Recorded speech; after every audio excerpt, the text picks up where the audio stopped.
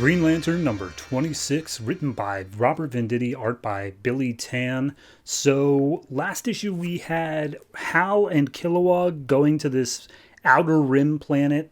They've laid down the order of nobody's allowed to use the light but us, and then we'll stop using it too. And so they were trying to get the criminal Star Sapphire who got out of the science cells earlier, and they were jumped by her entire clan. So as they're surrounded by the clan, Hal basically doubles down and it's just like, hey, we're Green Lanterns, man. You guys just have like normal guns. We're going to be able to take you out. And we're charging you with using the light irresponsibly. That's going to happen now. And the woman in charge, I keep on forgetting her name. I think it's like here it is, Nolange. Nolange is like, okay, fire at will. And all of her guys just start unloading. Hal and Kilowog make some constructs to try to shield from it, but as they are making them, Nolange comes in and starts using her own constructs to break them apart. So Kilowog's left in the middle of the field. He's about to get fired on. Hal makes a serving tray construct, and he's like, look, sorry, it's just the first thing I thought of. I was just trying to save your life. And he's like, yeah, all right, whatever. So at that point, they realize, okay, step one, we need to take her out. As soon as we take her out, the rest of them are going to be cake. So Kilowog makes like a ball and chain sort of construct to get her tied down. And then Hal comes in with some knuckle duster construct. But then, wouldn't you know it, they underestimated all the rest of the people. He got distracted and he gets blasted with a cannon from the side. So at that point, they're like, all right, maybe we're a little outnumbered here. Let's go ahead and do a show of force. So Hal calls over his ring and says, all available lanterns, get your asses over here. And so on the Mogo, everyone hears the call go out to them, all available lanterns, including like the rookies and everybody.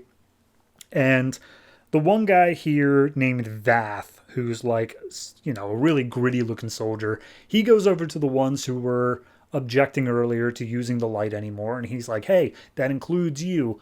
You better use the light to get there. And he's like, look, we'll join you, but we're not using our rings. That's not going to happen. And they kind of get into a back and forth of basically like, we are part of the core.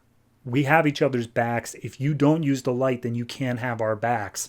And we're going to be weaker because of it. You can't be a core member without using the light. That's just the same. And he's just like, no, we can still watch your backs. We're capable of fighting without our rings. We can do that. And, he's like, all right, fine, whatever. You want to show me you can do that? Then show me. And he puts them all into a bubble and flies them off into space along with all the other Green Lantern members. So back on the planet, Hal has taken the chief of the tribe and is basically doing some enhanced interrogation to him, just like smacking him against some constructs. Meanwhile, the other members of this village that aren't like part of the gang specifically, they come up and they start getting pissed off at Hal. And Hal's like, hey, your dad's a criminal, kid, because his kid shows up. He's like, your dad's a criminal. You just got to deal with that. He's going away for a while. And he's just like, no, you guys suck. You guys, you come in here and you tell us how to live, but like, we've done just fine without the Green Lantern Corps for this long. Yeah, we don't need you. You guys are thugs. And they all start like coming up and attacking Hal and Kilowog. And he's just like, okay, maybe this is a bit of a problem. So 2 Green Lanterns that I've never seen before come in and manage to disperse them, manage to get Hal and them out. Hal goes head to head with Nolange again. And as he's arguing with her, once again, these people in the village start like attacking. They started coming after him. And so Hal's like, all right, you want to go planet to planet? Let's go planet to planet. And at that point, Mogo and the whole Green Lantern Corps all just kind of come into this planet's airspace. And it's just a all-out battle, which of course the Green Lanterns have the upper hand on. We do see the ones that objected to using the light.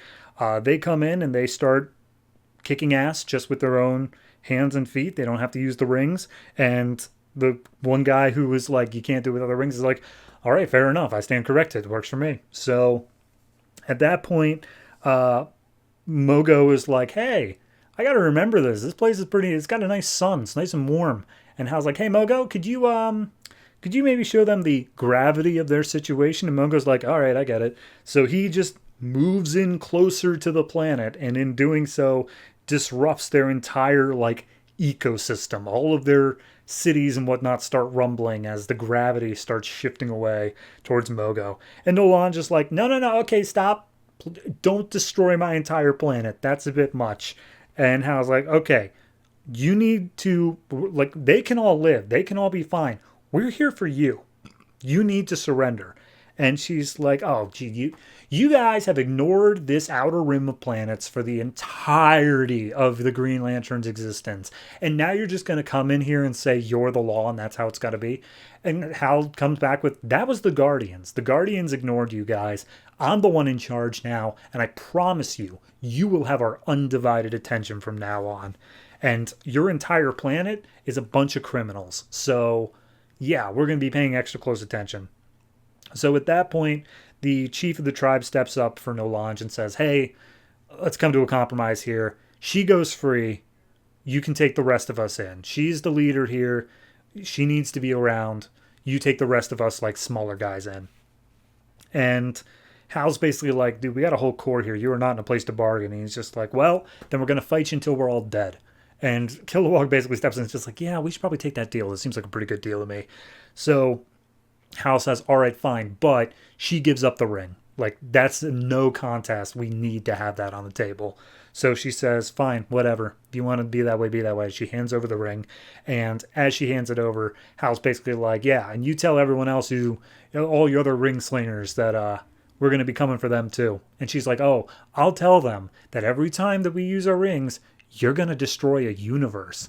And Hal's like, I'm sorry, how did you know about that? And she's like, I'll never tell. So at that point, all the people start getting locked up, and Hal and Kilowog are just talking. This is like, yeah, this one kind of got away from us. This was supposed to be like an easy bag 'em and tag 'em sort of thing of we just pick her up and show how cool our new no light allowed law is, but this is going to be really, really hard, isn't it? And he's just like, yeah, well, I mean, first one's always the hardest.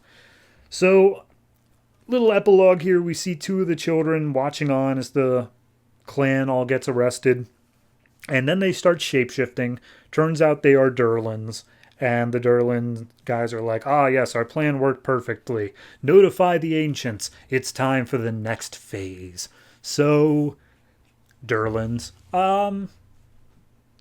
I think it's a solid issue. I actually really like the sort of narrative they're going for here of essentially there are planets who have had to find their own way outside of the quote-unquote law/protection of the Green Lantern Corps, and they had to basically turn to crime in order to survive. And now, all of a sudden, when the law cracks down on them, it's unjust and unfair, and it's completely disrupting their way of life. I like the deeper themes riding throughout that.